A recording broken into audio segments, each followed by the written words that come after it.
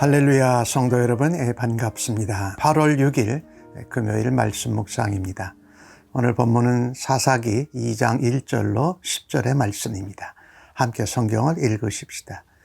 여호와의 사자가 길갈에서부터 복임으로 올라와 말하되 내가 너희를 애굽에서 올라오게 하여 내가 너희의 조상들에게 맹세한 땅으로 들어가게 하였으며 또 내가 이르기를 내가 너희와 함께한 언약을 영원히 어기지 아니하리니 너희는 이 땅의 주민과 언약을 맺지 말며 그들의 제단들을 헐라하였거늘 너희가 내 목소리를 듣지 아니하였으니 어찌하여 그리하였느냐. 그러므로 내가 또 말하기를 내가 그들을 너희 앞에서 쫓아내지 아니하리니 그들이 너희 옆구리에 가시가 될 것이며 그들의 신들이 너희에게 올무가 되리라 하였노라. 여호와의 사자가 이스라엘 모든 자손에게 이 말씀을 이르매 백성이 소리를 높여 운지라. 그러므로 그곳을 이름하여 복임이라 하고 그들이 거기서 여호와께 제사를 드렸더라. 전에 여호수아가 백성을 보내매 이스라엘 자손이 그들의 기업으로 가서 땅을 차지하였고 백성이 여호수아가 사는 날 동안과 여호수아 뒤에 생존한 장로들 곧 여호와께서 이스라엘을 위하여 행하신 모든 큰 일을 본 자들이 사는 날 동안에 여호와를 섬겼더라. 여호와의 종 눈의 아들 여호수아가 110세에 죽음에 무리가 그의 기업의 경내 에브라임 산지 가스산 북쪽 딥낫 헤레스에 장사하였고 그 세대의 사람도 다 조상들에게로 돌아갔고 그 후에 일어난 다른 세대는 여호와를 알지 못하며 여호와께서 이스라엘을 위하여 행하신 일도 알지 못하였더라. 아멘. 이스라엘 자손들이 이 가나안 땅의 남쪽 북쪽으로 그들에게 할당되어진 땅을 정복해 갑니다. 그런데 제대로 정복하지 못하지요. 가나안 족속과 언약을 맺기도 하고 그들을 쫓아내지 않고 또 그들에게 노역을 부리는 정도로 만족하고 심한 경우는 오히려 가나안 족속 아모리 족속에 쫓겨서 산 아래로 내려오지 못하는 그런 지파들도 있었습니다. 이 오늘 여호와의 사자가 이런 모습으로 있는 이스라엘 백성들에게 나타납니다. 길갈에서부터 복임에 와서 여호와의 사자가 하나님의 말씀을 전합니다. 여기 길갈은 어떤 곳입니까? 이스라엘 백성이 하나님께 속한 하나님 언약 백성이 된 표시로 할례를 행한 곳입니다. 애굽에서 묶여져 있던 멍에를 벗어버린 것을 기념하는 그런 장소 길갈에서부터 하나님의 사자가 올라왔다는 것입니다. 그래서 이스라엘 백성들에게 말합니다. 출애굽하여서 가나안 땅으로 인도해 드릴 때에 너희들에게 하나님이 명하신 약속을 지키지 않았다라는 것을 지적합니다. 나는 영원히 언약을 어기지 않고 지키는데 너희는 언약을 어기고 그 주민들 가나안 족속들과 언약을 맺고 제단 우상 숭배하는 그 단을 헐라고 했는데 듣지 않고 오히려 너희가 거기에 동화가 되었다라는 것입니다. 그래서 하나님은 그들이 언약대로 하나님의 명령대로 순종하지 않을 때에 그들에게 가나안 족속들이 너희에게 가시가 될 거며 그들의 신들이 너희에게 올무가 될 거라고 말씀하신 것입니다. 그러니까 하나님의 말씀을 듣지 않고 어길 때에 고통을 받고 징계를 받을 수밖에 없다. 가시와 올무가 된다라고 말합니다. 이스라엘 백성들이 이 여호와의 사자를 통한 말씀을 들었을 때에 소리를 높여 크게 울었습니다. 그리고 여호와께 제사를 드렸습니다. 그래서 그곳의 이름을 복임이라고 했어요. 우는 자들, 이스라엘 백성들이 울었다 이런 것이에요. 그러나 우는 것으로, 제사 드리는 것으로 끝나는 것이 아니었습니다.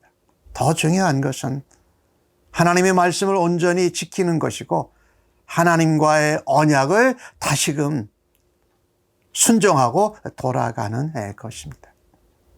오늘 우상 숭배하는 타락한 가나안 족속들을 쫓아내지 아니하여서 오히려 이스라엘 백성들이 악한 영향을 받고 그들이 우상 숭배에 빠지며 하나님을 떠나게 되었던 것들이 문제지요. 우리가 그리스도인으로 살면서 하나님 말씀을 내가 따르지 않아서 하나님께 징계와 책망을 받는 것을 우리가 깨닫고 있습니까? 말씀을 지키면은 하나님께서 책임져 주시고 복을 주시는데 말씀을 지키지 않으면 마이너스 복, 마이너스 형통을 받게 된다라는 것이죠. 그것은 가시와 올무가 우리에게 생겨나는 것입니다. 그래서 우리가 인생을 살아가면서요, 신앙인으로 살아가면서 그리스도인들은 다 불순종할 때가 있고 하나님 말씀을 어길 때가 있습니다. 물론 신령한 그리스도인들도 그렇게 해서 실패합니다. 늘 승리할 수만은 없습니다. 그러나 실패하고 불순종하는 경험 속에서 다시금 하나님 말씀으로 돌아가고 하나님 언약을 회복하는 삶의 변화와 열매가 있는 것은 영적인 성장이 그 실패 속에서 불순종을 통해서 우리에게 일어나는 것입니다. 근데 이스라엘은 그런 모습이 아니었다라는 거지요. 계속해서 울고 제사를 드렸지만 다시금 그런 죄를 반복했던 것이지. 그래서 오늘 6절에서 10절까지의 내용을 보면 운다고 제사 드린다고 끝나는 것이 아닙니다. 그것이 그들의 자녀들과 차세대들에게 그대로 이어졌다라는 것입니다. 여호와의 사자의 말씀을 듣고 크게 울었지만 사실 그것은 진정한 회개가 아니었습니다. 하나님께로 돌아간 것도 아니었습니다. 하나님의 언약을 다시금 회복하고 말씀대로 순종하는 것이 아니었어요. 사실 사사기는요, 하나님께서 모세와 여호수아 이후에 사사들을 보내서 이스라엘 백성들을 구원하시는 이야기입니다. 이것을 다른 의미로 표현한다면 이스라엘 백성들이 범죄하는 이야기입니다. 하나님의 언약을 어기고 가나안 족속들을 따라가고 우상 숭배에 물들고 그들이 구별된 하나님의 나라의 백성으로 그 가나안 땅을, 가나안 족속들을 변화시키는 것이 아니라 그들이 가나안의 문화와 세상의 가치관에 동화되어지는 하나님을 떠나는 범죄의 이야기인 것입니다. 자세한 내용은 11절부터 나오는데 내일 말씀에서 보게 될 것입니다.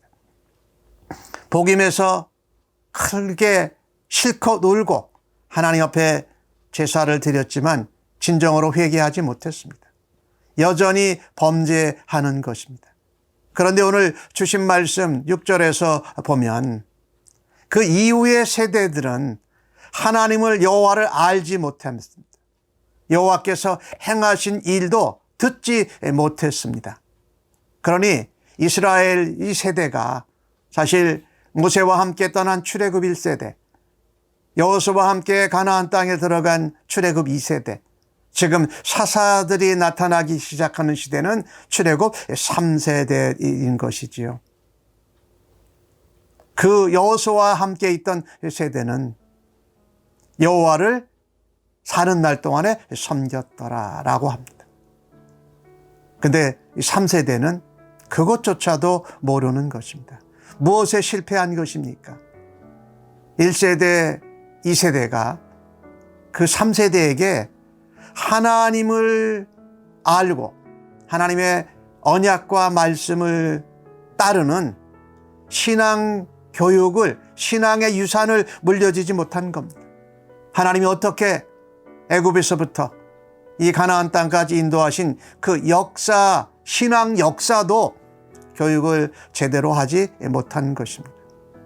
우리가 늘 명심해야 될 것이 있습니다. 자녀들에게, 자손들에게, 차세대들에게 무엇을 물려줄 것입니까? 재물을, 명예를, 지위를, 권세를 아닙니다.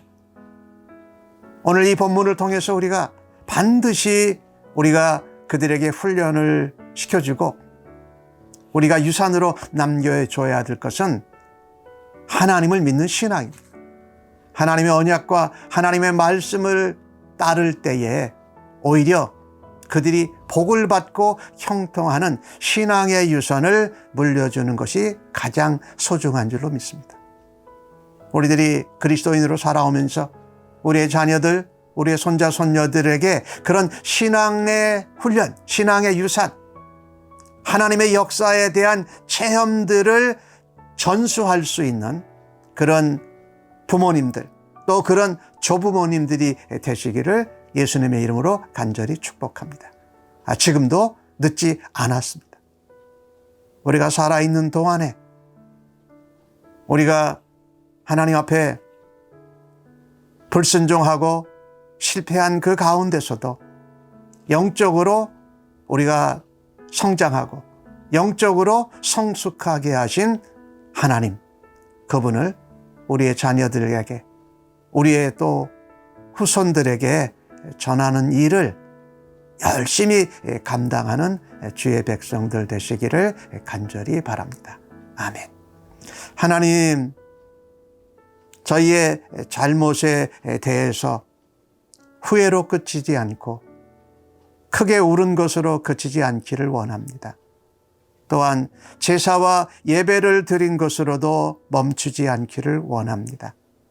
진정으로 하나님 앞에 우리의 죄와 실패와 잘못을 회개하고 우리의 삶이 변화되어지며 영적으로 자라게 하여 주시옵소서.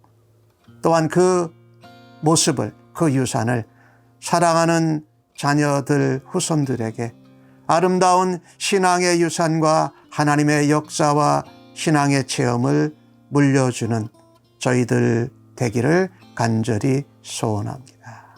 주님 도와주시옵소서. 감당할 수 있는 믿음과 은혜를 더하여 주옵소서. 예수님의 이름으로 기도합니다. 아멘.